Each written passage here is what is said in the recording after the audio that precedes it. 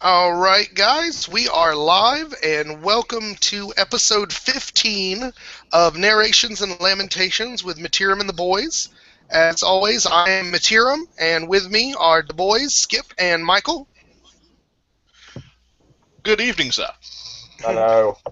And as our special guest to help us discuss the Demons of Chaos, we have who may very well be our number one fan, Mr. Vince Venturella. Thank you for joining us tonight, Vince.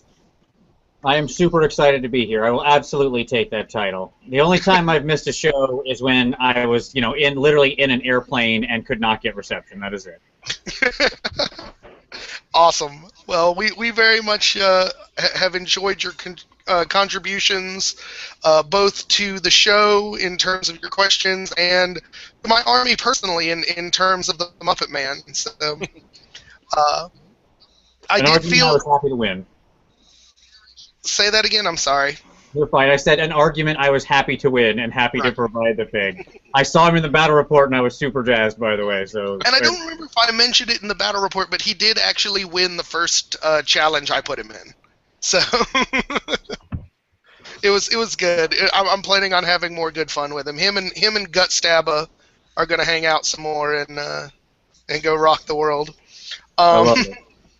So, okay, we'll go ahead and get into things this week. Why don't we go ahead and start talking about what everybody is up to in the hobby world? Vince, since you are our guest, give us a taste of what you're working on. Yeah, absolutely. So, I just painted my 100th Skaven clan rat today. So I finished out the 100 clan rats.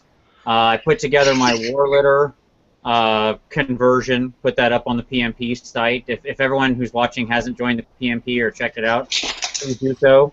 I'll do my official Whoopi style pitch of come check out the PMP and painters motivating painters. And yeah, I built a plague furnace this week, got that all painted up and put together. And yeah, just trying to finish up my Skaven army. That's what it boils down to. I started on Skaven, and I had an ancient Skaven army that I sold off because I hated it, because the old figs look like monkeys. And so they, because monkey rats are unappealing. And so yeah, time to sell it off and start over. That's where I'm at. Awesome. Just as a side note, I'm still waiting for Whoopi to change the acronym since I gave him the clue on how to actually make it PIMP and not just PMP. So I support this. All right, Michael, what you got on the table this week? Starting to do some little touch-ups on my dwarves that I have been neglecting for, I don't know, like a year. So that's been occupying my time. So wait a minute. You've got a Beastman army with a total of 2 painted figures in it. Hey, A high elf army that you've just started with like 25% of it being painted, and so you're spending your time touching up the dwarf army that's fully painted. Yeah. Right. Oh, Jesus.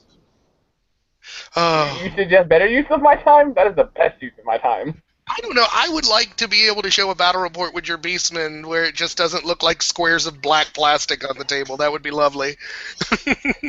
There's so many of them, though. Look, go get some leather brown or macarite brown primer. Spray white horns. Done. Good. That's not a bad That idea. would at least be better than what you got now. All right, Skip, what's on your table this week? I'm still working on my dwarf army and getting ready to. Actually, if I have some time before our game next week, I'm going to actually touch up some Tomb Kings. Awesome. Mm-hmm. Yeah, Skip actually got to bring out his dwarves for the first time against me yesterday, so that's going to be our next battle report up. It was a very fun game, though. Oh my God, I think he has laser-guided trebuchet is all I'm going to say about that. Yeah. Let's see, what is on my table? Well, I'm still working on Warriors of Chaos. I got my knights done. I did complete the chariot that Lord Tremendous has sent me. It was a conversion with a giant earth elemental on the back of it, and I did actually get to play him in the game I played yesterday. He's not working as well as I hoped, but He has a gorgeous model, though. Yeah, it was good. And what could I have expected from a Lord Tremendous model? I've got to shake off the dice hate and fear a little bit. And, I actually think, and I got my Nurgle Knights done, the Knights of the Crappy Looking Fly, which is thanks to the terrible paint on a banner I tried to do. It looks horrible, but it's Nurgle, so I can accept a little bit of horrible there. I told you it was pretty fly for a Nurgle guy. Oh, yeah. Thank you. And I think that's when I literally threw his trebuchet. Post-it note on the side of your monitor, just waiting for the appropriate point to use that. Like you thought of that like 3 days ago, and you're like, "Yeah, I'm gonna slide this one in. It's a winner, right?" Yeah. Well, it's almost as bad. It's almost as bad as every time something goes wrong on the vampire or the Tomb King armies. He makes a joke about it being humorous. Oh, yeah. We must have heard that joke 30 freaking times in the last 6 months. And what I think I'm actually going to work on next is I got a 5-man Marauder Horseman unit. I think I'm going to do up as Slanesh Marauders, purely so that they don't panic when you murder them. So I think that's my next target. So, well, it sounds like everybody's got a lot of stuff to do, so let's go ahead and we did get quite a few questions and stuff into the Demons, and there's a couple of topics I'd like to bring up, so let's go ahead and get started. For those of you who haven't seen the show before, first thing we're going to do is give our rundown of how we view the army on a scale of 1 to 10 in terms of mechanics, fluff, and fun to play for or against. And for tonight's show, both myself and Vince are active Demon players, and Michael and Skip are going to be giving us the point of view of the Demon opponents. So, and at least for right now, let's leave Glotkin out of it. Let's look straight at the Demon book as it's own. So, good job, Vince. All right, so Vince, as our guest, take us away. Sure. So mechanics, fluff, fun, right? Yes, sir. Okay. So yeah, mechanics, honestly, I would give them a strong 7. I mean, their mechanics, what I rate mechanics on is, are they just unique enough? Like, you want enough sort of variability and unique interesting stuff going on that you have fun playing the army, but like, you can get too unique and complicated, like Skaven are a great example of something that's just so ridiculous it almost becomes a penalty to play it because they're so different. And so the Demons they use just a lot of normal rules, like this gives them ASF and this gives them regen. So 7. They have a good mix of rules, it's solid mechanics. Most of the stuff isn't out of the box if you're not talking about special characters, and it's good. Fluff, I would also say, so let me put this in 2 ways. Fluff has 2 different numbers depending on how you view your Demons, okay? If you're just talking about like the greatness of chaos and the chaos wastes and the demonic special characters and that kind of stuff, I'll give the fluff a solid 7. But if you go like mono list, the ability to build a story within your like mono list down from your god's perspective and making the theme of your army and like being able to build an entire Khorne or Slaanesh force around just some crazy theme where you can really get into the modeling and the hobby and the story of the thing, solid 10. That's where it excels to me. There's a question later that I know is coming about mono or mixed, and to me it's mono all the way because the control you have to tell this great story is very strong. Fun, for me playing them, solid 10. Love it every time. I cannot get my Demons on the table enough. Playing against me, well, yes, because I'm such a great general. No, I'm playing against the Demons in general. I would say probably, I think most people would probably give it like a 6 or 7, and that's going to all depend on how sensitive are you to the abilities of the Reign of Chaos table, and what does the Reign of Chaos table do in that particular game, right? So, from my perspective, absolutely fun. The way the troops act, the things that they can do, the options you have, the spells, fun. So, there you go. Awesome. Michael, why don't you take our first opponent stance? What are your ratings? Well, mechanic-wise, having played them a couple times in the fluff games for you against the ogres, mechanic-wise, I'd say an 8. They work solidly. They do what they're meant to do. The Reign of Chaos is a good offset of the entire army getting an automatic ward save, can't take spell scrolls, but you get unique magic. They balance out a good number of things in it, so for me, it's an 8 on mechanics. Fluff-wise, I'd say 7 or 8. I don't really know too much about the fluff. I know what I've read a little bit of when I was making the Chaos United army, and it was really nice. I'd frankly like to read more, but having not read any more of it, I couldn't really give you a, hey, it's a solid 10 or it's a 6 or something. But I agree with Vince that it is nice to have an army that you can build your story with by having the model selection having it so wide. Okay. And fun to play against, I'd say easily a 8. I enjoy playing against them as long as it's not a 2 demon person. Okay. Skip, you go ahead and do your next one, and I'll finish this out. Okay. I think mechanics-wise, having me played it once before as well, I think it's about a 6 or 7. I would say in between that, mechanic-wise. I think everything flows together pretty well, and I think you have the ability to put together some good, strong lists. Fluff-wise, I haven't read a lot of the fluff on it, but just what I've been involved in our narrative, I'd say a good solid 9. I like the way that the Keeper of Secrets has manipulated Alphonius, so I think that I put that as part of the fluff that I like about it. Now, as fun to play against, I'm going to give it a 10 because I love the randomness with the Reign of Chaos, even though it does get a little sometimes. But it's always a fun army to play. I like looking at the models across the table. Those big giant bugs, I just want to have a big can of Raid and spray them. But otherwise, I think playing against them, a solid 10. I really enjoy seeing them across the table. Okay. So for my ratings, mechanic-wise, I am going to kill my wife, and then we're going to keep going with the show. I guess that'll keep Andy 2D6 happy. He said he was going to go to bed, but if we're sufficiently entertaining, he'll stay up and watch. Would you stop? So mechanic-wise, I actually am going to call it a little weaker here. I'm going to go with a 6. And my reasoning for that, I think overall the general army rules are great. I think there's just a definite disparity between the different followers of the different gods. And I think, yeah, you can play mono gods, but really, who's going to have fun playing mono Khorne? They're pretty handily the weakest,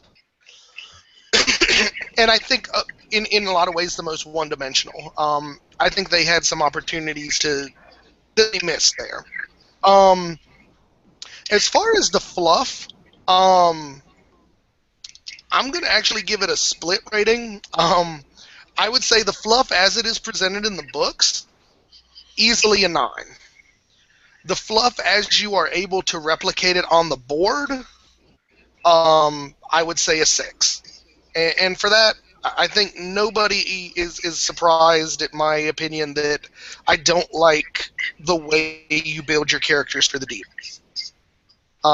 You have no control over it. There's very little ways to make a character truly something unique on the board. And fun, I enjoy playing it. And to be honest, I've actually, and I'll disagree. Would you stop? I'll actually disagree with Vince and say I've had more fun playing the demons the less mono god I've gotten. I think being able to add little splashes of forces that are so radically different is a very big strength of theirs. So I think all in all, fun, 8 or 9. I think that gives us a good spread. It seems like we are very positive on the demons overall. So, one thing I actually am going to pick out, and this was from the Gonk, and we'll get started on this as the first of our questions. And he asked kind of funnily, being, do we feel that it's unfair that demons aren't as awesome as beastmen? I don't necessarily want to focus on that particular question, but I would like to discuss the demons in relation to the other two armies of chaos. What things do you guys feel that the demons excel at compared to the warriors and the beastmen? What things do you feel that they are weaker at compared to those two armies? They are the perfect mix of all three. They are the only actually fun, fair, balanced army. Now, there are filthy, filthy, filthy things you can do with demons, like Beasts of Nurgle and stuff, like blah, blah, blah, when you spam them, and Karos, Fate Weaver, whatever. Like, fine. I'm not saying there's not filth. There's filth in every book. But warriors have too much filth for my tastes. I'm sorry, you're going to hate me for saying that, Mittierim, but look, I started my career, the first game I ever played, my opponent said, here, you play Empire. Here's a bunch of knights. I'm going to play Chaos. I have a bunch of knights. Move your knights up like this. And then he charged me with his Chaos Knights and killed everybody I had. And thus began a 20-year hatred of the Warriors of Chaos. So, well, don't worry, Vince. I don't hate you for your distaste of the Warriors. I can definitely see it. Although I think I'm making up for it by restricting myself to multiple small units kind of warriors, so I'm not really bringing, and the goofy monsters. So. I love the warriors you put on the table. Seeing that slaughter brood out there makes me happy every time, because that fig is fantastic. So yeah, full props for that. No, I mean, there's fair things you can do with the warriors. I just don't tend to like them because I feel like they get sort of all the best stuff, but don't really pay much of the price for it. I mean, other than having high points cost, units. But that doesn't really matter if you tend to win combat to combat and don't suffer losses. Mm-hmm. So the thing you said about randomness with the demons, like you can't build your characters how you want and stuff, to me, that's exactly what keeps the Demons of Chaos fair, is the fact that I can have these things that can sometimes be super powerful, right? Like when I roll into the 2-up armor on my Keeper of Secrets or something, so suddenly she doesn't have to fear poison attacks. But like in any normal random game, my Keeper of Secrets, this brutal, unbelievable 600-point model with the Eternity Blade just running around, just murdering everything. But then like 12 skinks pop up and they're like, ha, and down she goes. Right? That's what keeps it fair. So, to me, it is that randomness, that non-control that you have. I think too, whether or not you made a comment of like mono versus that.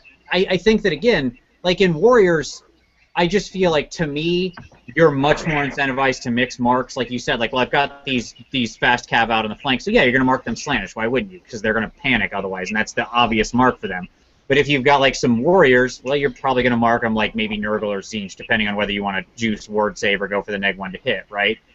But with me and demons, I feel like it's either choice is right. You wanting to mix demons, that is okay, and that is right. Me wanting to play Mono God, that is okay, and that is right. And both are valuable and function.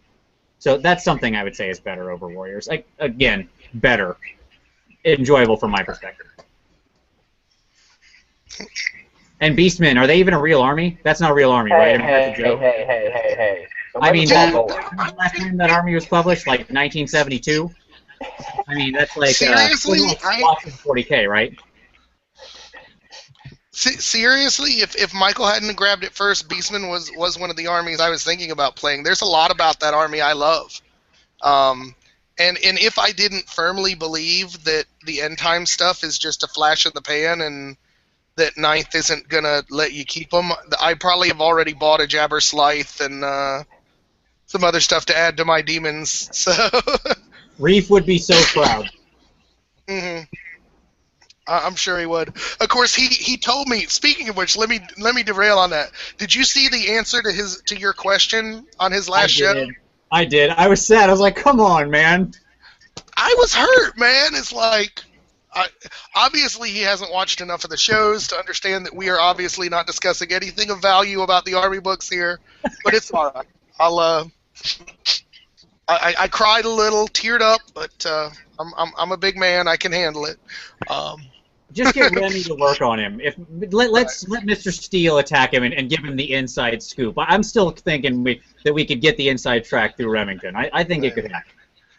Either that, or I was going to prepare a response email like he taught me that starts off with "cunt."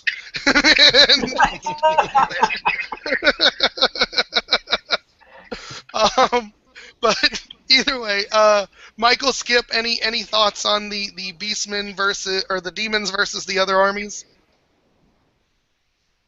I like it that you get. I think because you get a lot of flexibility with the Demons. I think that adds to it. I mean, sure you're subject to the randomness, but that's what chaos is. It's random. Mm-hmm. It's stuff coming out of nowhere that can either help you or it could hurt you. And sometimes they're good to you, sometimes it's not. But that's part of the fun of if you want to embrace the Daemon lifestyle, then you're going to have to embrace the chaos that comes with it. Mm-hmm. And I know the Gonk was meaning this as a joke, but there is actually a thing or two that I look at the Beastmen and I wish that the Demons had. So there is a little bit of jealousy there. I would love to have a Lord level character for the Demons that wasn't a monster. I mean, yeah. It would be nice to have something. Like, I was thinking maybe like a possessed mortal, because you could do so many like amazing things with that model, and actually put it in a unit. I mean, it doesn't need to be as balls off the walls crazy as the Greater Demons, but it gives you something other than cannon bait to put on the board. Do you remember the possessed models from Mordheim? From the Chaos War? No, I never played Mordheim. Okay, got it. I never played Mordheim. If you're ever interested in trying to make that model a reality, go look up the possessed models from the Chaos War band in Mordheim. They were exactly what you're talking about. They were mortals that became demons, effectively, and they were great models. They're these big, crazy, like, one-arm giant, one-arm teeny tiny, figures, and just like they were just fantastic. And that's another thing I love about Demons versus the other two is, obviously, I'm big into like the hobby aspect, the painting, the modeling, all that, the converting, and like because Demons, like look at Tzeentch. I mean, what is Tzeentch?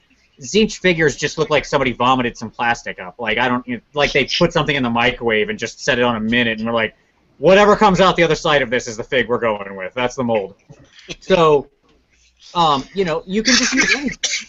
Like, your modeling options are so wide open, whereas, like, with Warriors of Chaos, you get some of that, but, some of it, like, a Warrior of Chaos has to be, like, a dude in armor, probably, or something like that. It's got to be a humanish dude in armor, whereas I don't know what a blue or a pink horror needs to look like other than be pink. Like, that's probably the beginning and end of requirements on him. Well, and that's why I always call them my bubblegum boys, because that's what they look like to me.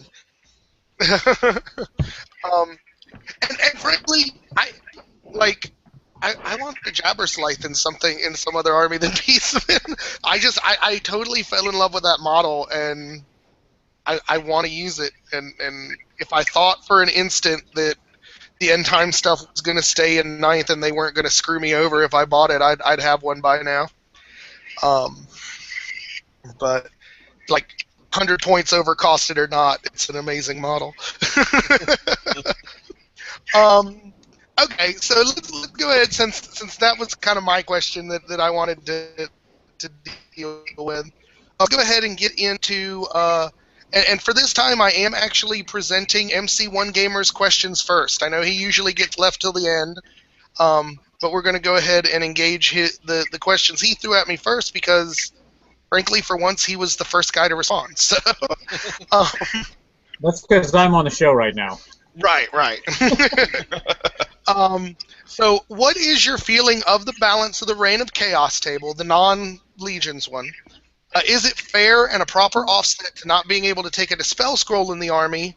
Is the table excessive or not enough or just right? I want to at least start this one off with saying that apparently I have the weakest, wussiest Reign of Chaos table in all existence. I've played a bunch of these games with the Demons, and the Reign of Chaos table has almost never mattered. And usually when it does, it's the because I got the +1 to ward save one. I watch everybody else's battle reports and stuff, and the Reign of Chaos table is like blowing half armies off the table.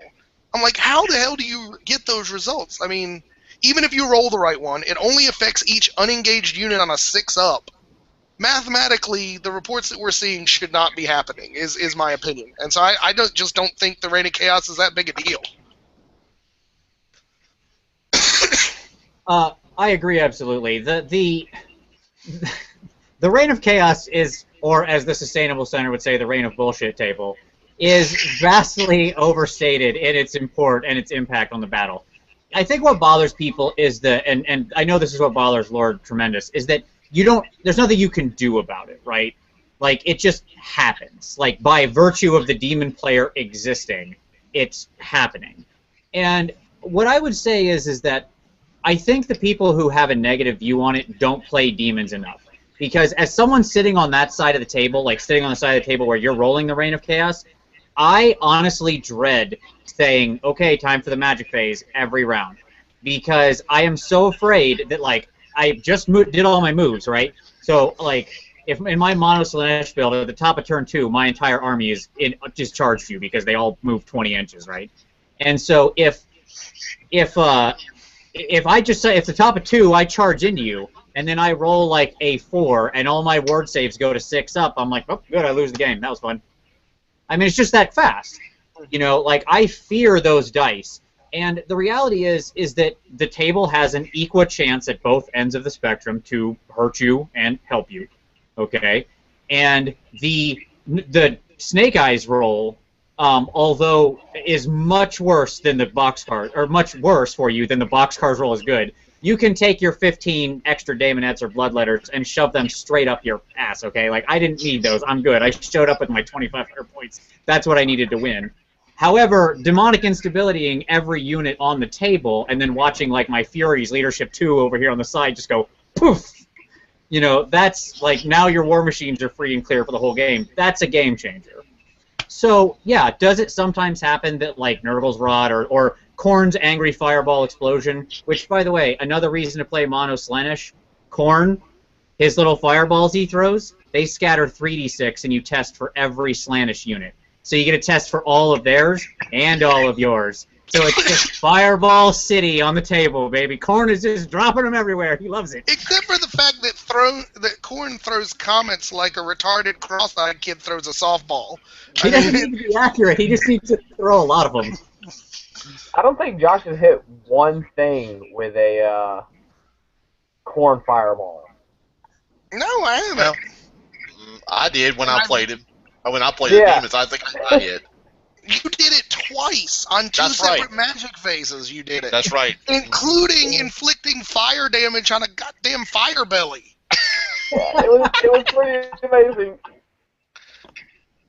I'm still waiting for somebody to, like, pop the number 11 result against Nagash or something and turn him into a Herald of Khorne just to be funny. That would be amazing. The mathematical possibility of it happening is so tiny, though, but it would be funny as hell to watch in a battle report. So what do you guys think? As opponents of the Reign of Chaos table, and my ineptitude with it, what do you guys think? Doesn't really affect me any. Right. Half the time it hurts you more than it hurts us. Yeah. Mm-hmm. Like Vince is saying, you All got right, that, so, your war save to pick up, you're screwed. So yeah, in other words... The war save is the only thing that's annoying, but, you know. Yeah. So in other words, our general consensus is it's not that big a deal, so quit whining Lord T, you big baby.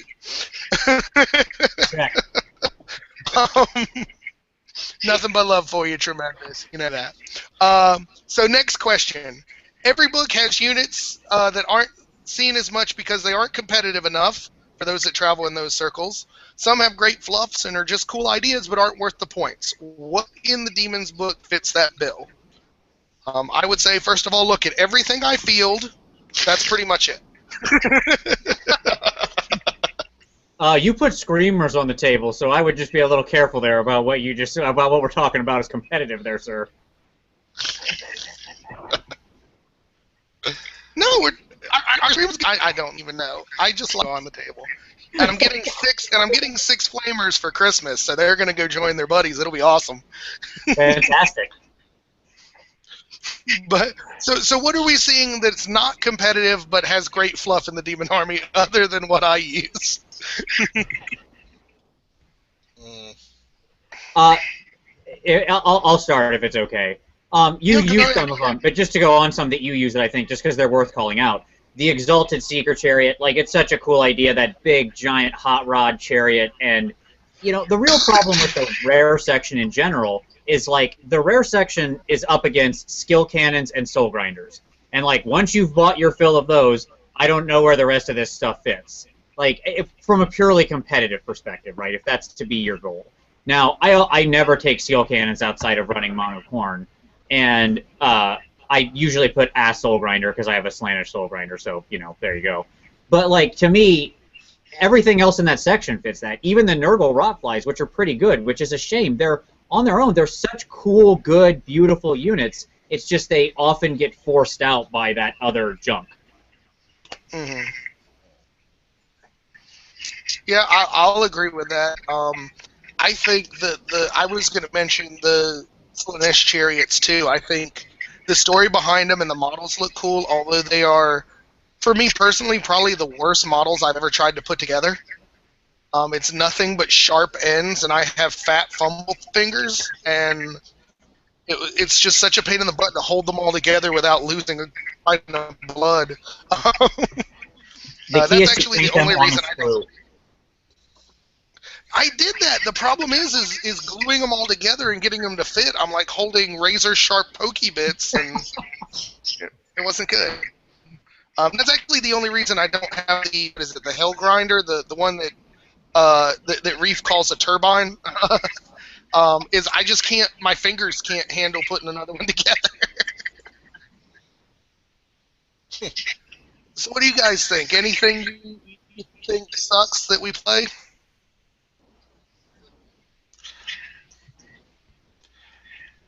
It's hard for me to say. Go ahead, Skip. I'm sorry.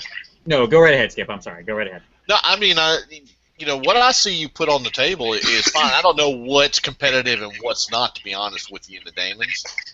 You know, but if it's something that's obsolete or just rare that nobody else uses, odds are one of us is going to pick them up in our armies.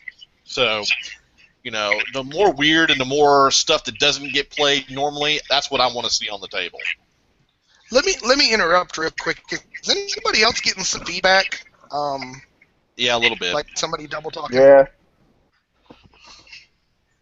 Is that coming from you, Vince? Since you're not wearing a headset. It might be. I don't know. I'm sorry. I'm reporting from an undisclosed location here, and apparently a military basement from the 1940s. Nice. Okay. I just wanted to make sure we were okay. Yeah, I mean, I think for us trying to discuss what's competitive or not is such a weird, out of our vein thing. I'll give you one more that's the status thing for me, and that's Blood Crushers of Corn. Blood Crushers of Corn are so beautiful. They're cool models. I love the Juggernaut. I love everything about them, and they are bad. I mean, that's what it boils down to. Like, I want to put them on the table. I'm just starting my mono corn, and I'm actually going to use. If you haven't seen Kings of War is kickstarting a 2.0, and they have a new like abyssal army in there, and they have some female succubuses, which I'm super excited about because I'm going to do an all-female corn force, and so chick demons. I'm trying to like take sexy and marry it to murder and make that my army. Those are what I'm looking for: sexy and murder put together. Yeah, I'll give you my wife's email address. She can give you some opinions on that. He said he's trying to put together sexy and murder in his corn army, and I was like, I don't know anyone else better to talk about than you. She's looking at me like she's about to kill me. You might even get it on video, so keep an eye. See, I don't know. Like the Robo Rhinos look of the Juggernauts put me off. I don't really like them. I've got 3 for the Warriors of Chaos, and I don't even think I'm going to paint them. They're probably just going to go to bids box until I figure out something better to do with them.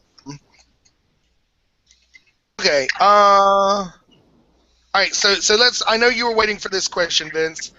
Do we like, and is it more competitive to play Mono God or mixing? Mitch says to him it just seems wrong for these opposing gods to work in the same army, so he appreciates seeing a list that's mono. You started in on this, so go ahead and flesh out anything you got to say, Vince. Yeah, I've touched on it a lot already, but I'll very quickly. So a true filth list is probably taking from all four, or from everything, right? Like, I mean, just because you can cherry pick the best, that doesn't mean you can't build if we're just like in the world of competitive. It doesn't mean you can't build a just as competitive SKU list. Okay, if anybody who's watched Demonic Orchard absolutely just rail people with mono Slanesh in a way that I find, frankly, sexually exciting. I think, you should know that you can do mono. Okay. So Adam Sinclair runs a great mono corn list, and I watched him he was mono corn, which should be suicide, and he did really well in a couple tournaments with it. So they're all viable. And like I said earlier, I think honestly the only one that really is weird is mono Zinch. It doesn't really work because their units are so weird, and you have no real anvil and stuff like that. But the other three, yeah, they work fine as mono, or you can do a mixed list. To me, it's a strength of the book, not a weakness. From a fluff perspective, I like mono. It's what makes sense to me when I look on the table. I have one clear aesthetic. But that doesn't make the other way wrong. See, I like the option of doing the mix, and for me, and this may get into more of the mindset of how I design the demons and how they fit in our narrative, but I've actually been messing with the balance between the gods to kind of reflect some of the thoughts of how the god in our narrative. You'll notice when I'm really sort of forcing things for Slanesh, I do play pretty much mono Slanesh. And as we've done more of the end time stuff, the Nurgle stuff has started popping up. And now you've started noticing for those of you that read the fluff of the end times, Melisandre's worried about what Zinch is doing. And then all of a sudden, Screamers and Horrors start showing up in her army more. And maybe it's more of just a background amusing me sort of thing, but I like being able to do that and make the demons seem like they are actually part of like a demonic world instead of just mono-godding it, if that made any sense whatsoever. So what about you guys, opponents? Do you prefer seeing a single god on the table, or do you like it spread out? Go ahead, Michael. I like seeing a little bit from everything because they're demons, and when the warp gate opens, it's not take a ticket and Corn goes first or something. It's everybody pile out at once. So it's neat to see that many different units hit the board with. I mean, you look at when we play you've got greens, purples. It's a splash of color everywhere. So it's enjoyable to look at. It's enjoyable to play against. Actually, the ride back into reality from the Chaos Wastes is just the roller coaster from the beginning of the Dungeons and Dragons cartoon, but in reverse. Nice. Yeah. I think, wow, how do I follow that? I think that from a player's perspective, it might be easier to take on a mono list because you know what the weaknesses are. But as far as seeing it across the table, I think having a splash of everything looks better. But I've always been in conflict, just not just in the Demons army, but just painting your armies in general. Do you want to go with a single, like for example, Bretonnia? Do you want it to come from one kingdom and paint all the peasants and everything the same color, or do you want to put the splash in of all the stuff for Bretonnia? So, I think as far as the variety of colors, I like seeing all the gods represented. But it's easier to plan against a mono god, I think. Okay. So leading on into this, we'll get into MCA's last question. He says, Nurgle seems to be inherently more powerful on the table. How would we either tone down Nurgle or elevate the other lists to make them more balanced? I'll let you guys argue this one out in a minute, but I would actually like to deny the question. I think Nurgle is like the dark side. It's easier, quicker, more seductive, but not necessarily more powerful. It's just very simple. I mean, when your blocks of core are toughness 4 with easy access to regeneration and your -1 to hits, it's very easy to make a strong list because you don't have to do much thinking about it. I think the other gods have... Oops. Hold on, guys. It looks like Vince dropped, so let me re-invite him. I still see him there. He's staring at us. Maybe that's just his life model decoy. Okay. And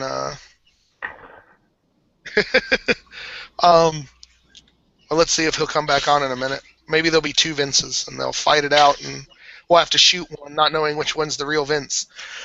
Oh no. I'm never good at this decision. Yeah, me neither. But ultimately, I think, and like Demonic Orchard is, Are we still on? I think we are. He says he. Live. Okay, let me try and send him another invite. Weird. The demons are working against you, Vince. They know that you bring truth. Let's see. Vince. Either that or the guys at Google Chat are just eating turkey earlier and falling asleep. Right. No, it's people at Games Workshop. They want to silence us. I don't know. There he goes. Okay, there's another Vince. Okay, so which one of you is real? There's bad reception here in 1945. I apologize. Alright. I think Ava Braun over there tripped over my internet cord, so that's fine though. We're good now. Great Scott! So to continue the point I was making, ultimately I think Nurgle is not necessarily more powerful, it's just easier to come up with a powerful list for them. But like if you look at Demonic Orchard stuff, he's doing Mono Slanesh and it's amazing. And I mean, you mentioned, what's his name, Adam Sinclair, who was doing the Mono Corn. I even saw a couple of battle reports, and I have to remember who it was, that were Mono Zinch. And I mean, you just go like Mono Zinch gunline style and just blew everything off the table. It just takes, I think, more thinking to bring the other gods to the sort of the same level that Nurgle gets to a little easier. But you guys can argue either that point or the original question that was asked. Your call. I don't think there's anything more powerful about all of Nurgle base. Like if you take it in toto, I think what people look at is they go, because a Demon Prince of Nurgle out of the Demon's army isn't really that scary because again he's got all this random equipment stuff. I can't trot him out with, all this kit magic items that I can buy when I'm a Warriors of Chaos Nurgle Demon Prince, which is very scary. But it's Beasts of Nurgle. Like Beasts of Nurgle throw the curve because they're so broken and like at 60 points. Let's put this in perspective. It is like a 4 wound, toughness 5, regenerating, challenging, non-flankable, non-rear, averaging 4.5 attacks model for 10 points more than a Great Eagle. That's funny. I keep forgetting that those things exist because I never play with them. It skews everybody's perception of it. Like, Plague Bearers are great, but they're not any much greater than the rest of the core. And like, Rotflies are good, but they're not any much better than the rest of the rare from the other armies to a point. It's just those stupid beasts that skew everything off.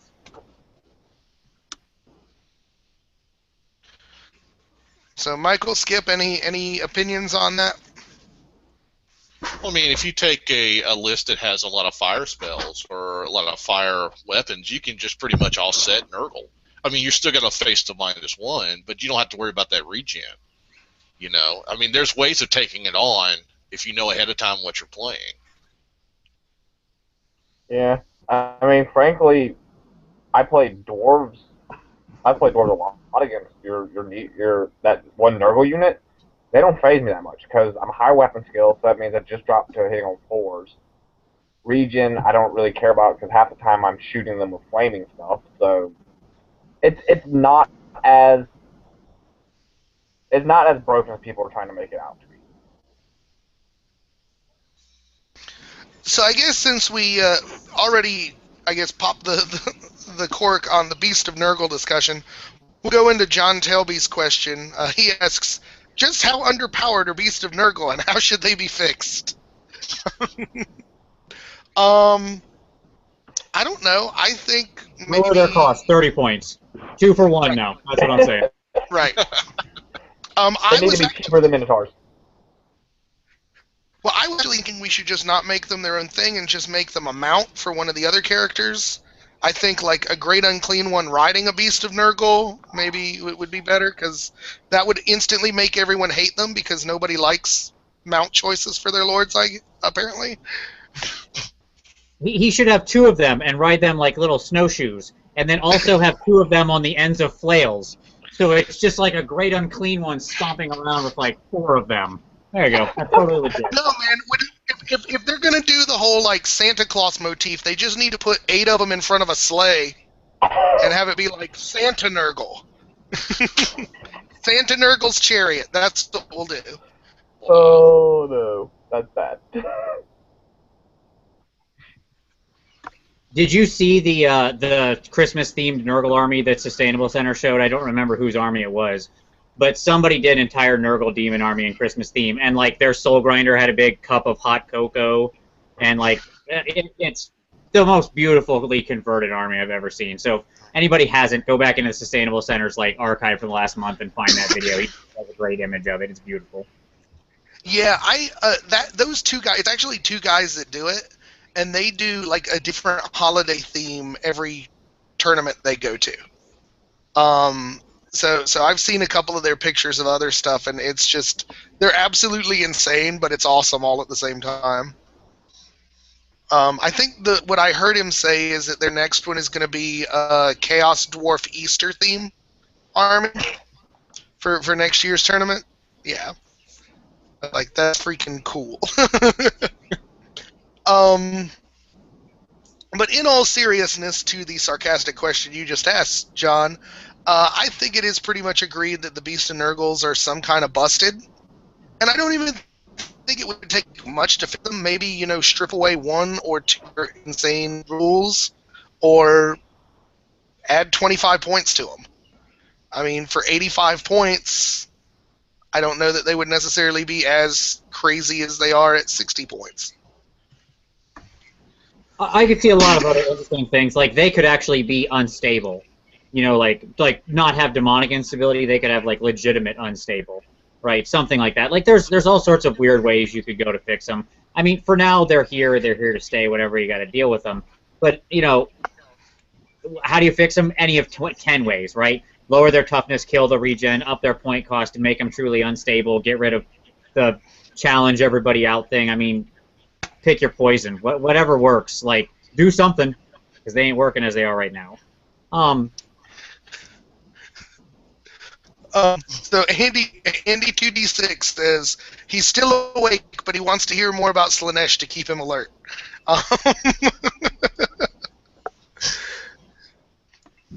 She takes from you, or she gives you everything you desire, but takes from you everything you value. And once you are done, you will give anything to look upon her again. That's the beauty of Slaanesh. Very nice. Well put. I may have that put on my tombstone. Oh, your ex-wife?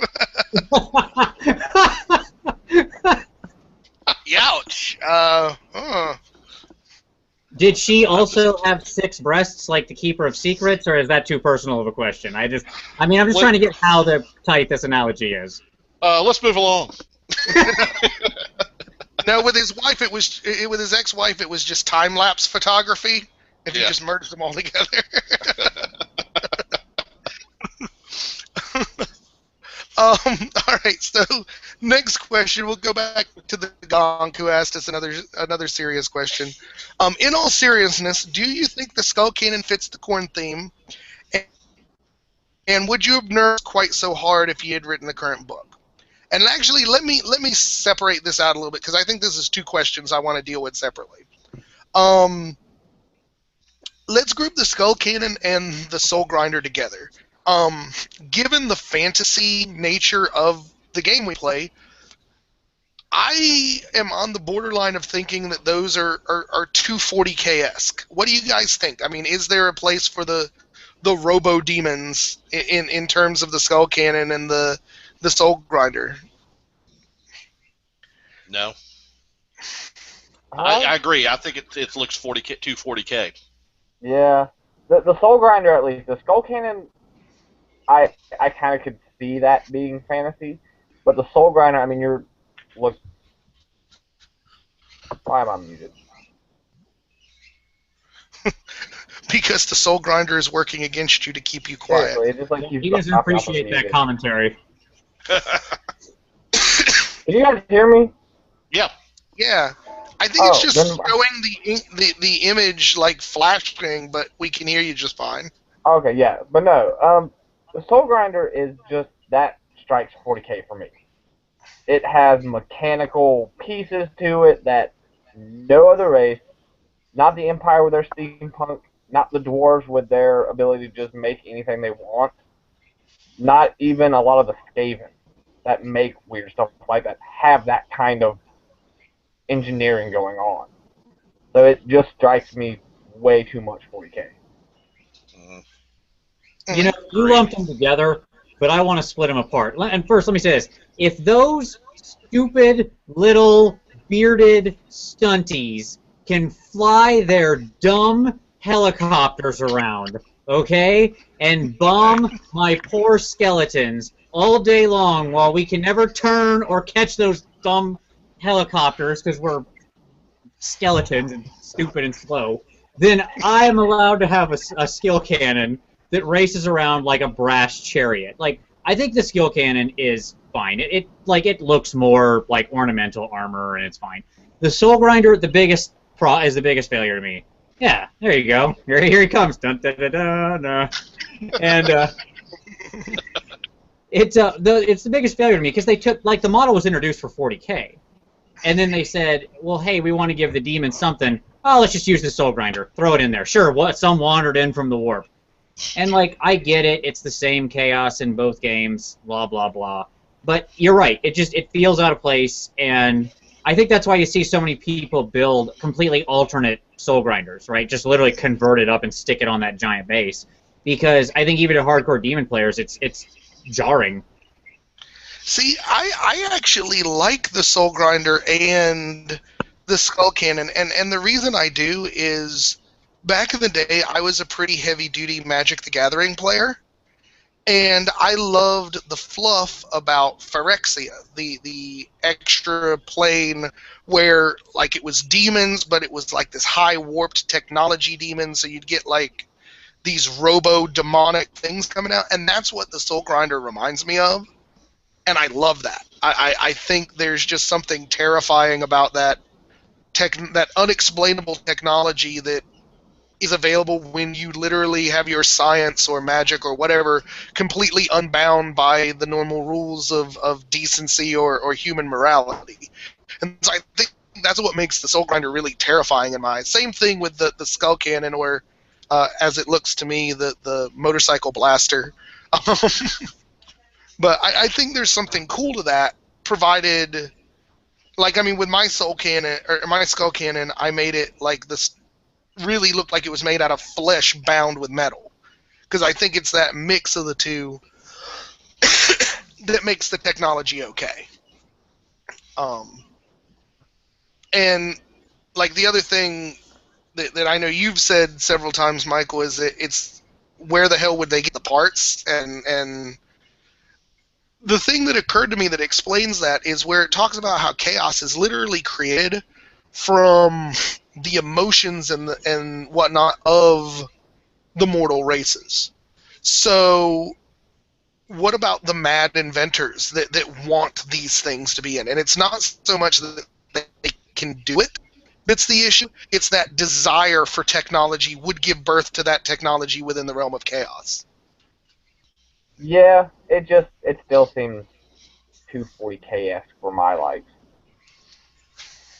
I mean, and if they just, for instance, took away what looks to be hydraulic lines running through it, that might make it better. It's just the model itself seems to have these parts that are 40K.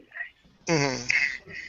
Yeah, it has internal combustion engine smokestacks on the back. Yeah. Is that gasoline the dreams of a mad inventor, or are there dead dinosaurs in the warp? I'm gonna cook this lizard man. Mr. Fusion. Does it have to be one or the other? Can it not be both? It can be both. Taco Girl can win here. Then I'll go both then. So I guess we'll just agree to disagree on that one because I like the Soul Grinder. But his second question is, would you have nerfed the Bloodletters quite so hard if you had written the current book? Now, I guess we'll go for a little bit of historical perspective first. If Vince, because none of us played in 7th edition, if you could give us a little description of why the Bloodletters were so terrifying and horrible in 7th, that would be awesome. Sure. Did you like winning?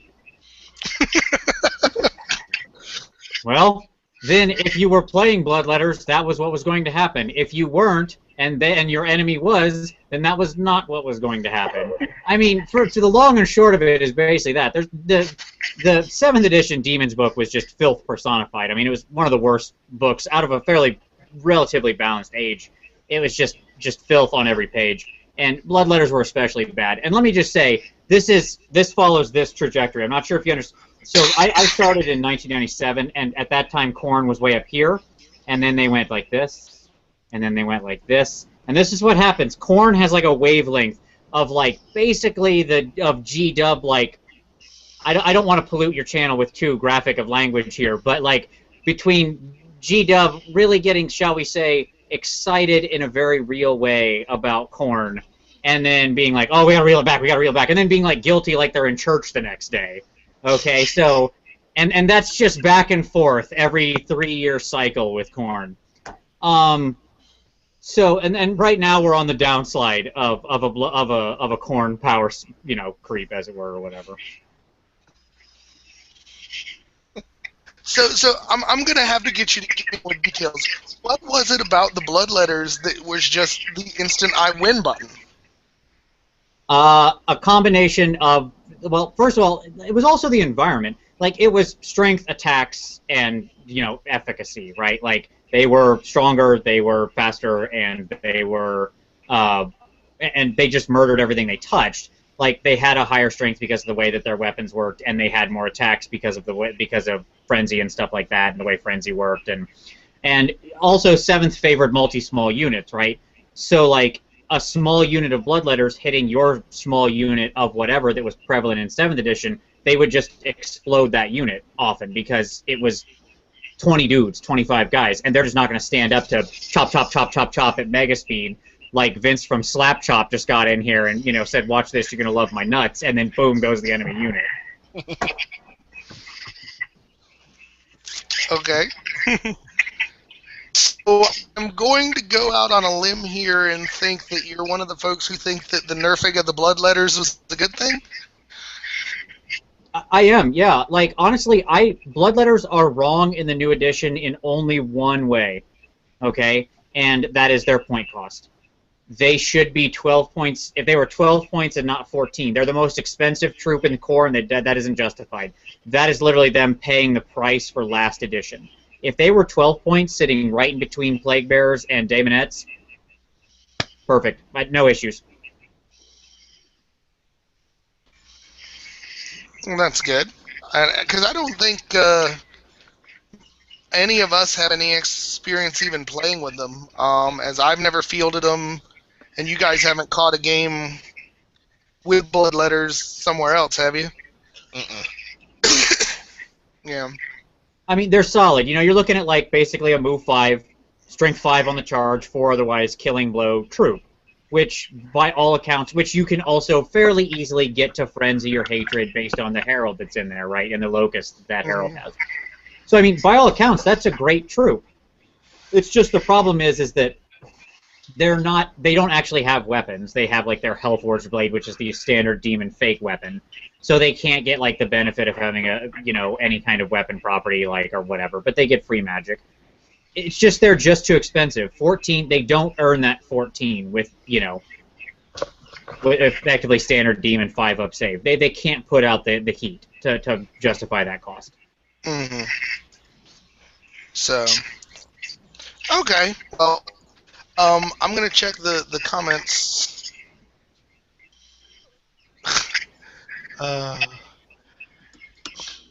Whoopi giving me heck about Phyrexia, but that's okay. So last question I want to deal with before we go, because we've been going for about an hour and 15 minutes or so. One of the things I think really makes the demons unique is the locus abilities. The ability to like throw on a small character in it and just give some power that affects the whole unit. So what do you guys think is the best of the locuses? Which one of them do you think they kind of missed the boat on?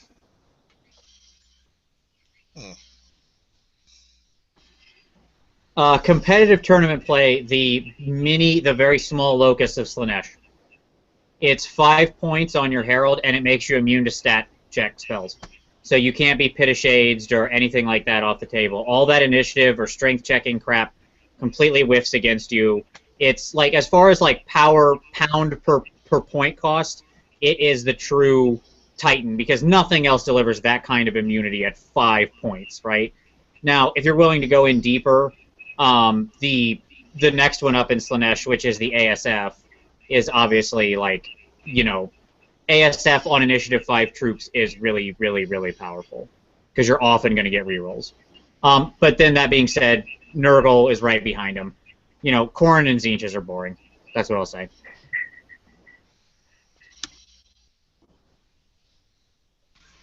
Yeah, I was very disappointed with looking at Zinches. Like, none of them seem good. I mean, not like they're situational, because frankly, I think the lower level one for Slanesh is situational because of the fact that you can't put it in a unit that has the Herald with Always Strikes First and have it do anything, because only the best one works. But I'll tell you, the one that I didn't pay much attention to on my first read through, but now that I've played it a couple times, is actually the top level Slanesh one. I love putting that bad boy on a Herald on top of the freaking Exalted Seeker Chariot, slamming into some units and go, come wizards, because I'm going to chop you apart with a ridiculous number of attacks. Absolutely. That was Demonic Orchard did that in that tournament he was at, which is Alamo or whatever, I think, and it was great. I built that sort of kit out, and I was playing a person. This was very mean. I took that Locust, and I was playing somebody who I think it was like their second or third game, and they were playing vampire counts, and they had 100 brick of zombies with like 4 characters in it. Okay, and I slammed that thing into the side and just was like, "You nerd over here, dead. Next nerd over here, dead," and killed every one of his casters 4 combats in a row until finally, like, I think Krell was in there or something nonsensical, and he finally put me down after I half killed Krell. So to this day, the player is incredulous at me for being a jock demon running in there and punching all his nerd casters in the face. You are a bad man, Vince. That's all I got to say about that. And with the vampires, it's even worse, because if you get the general and you cause that whole army-wide crumble shit, that would make me feel bad.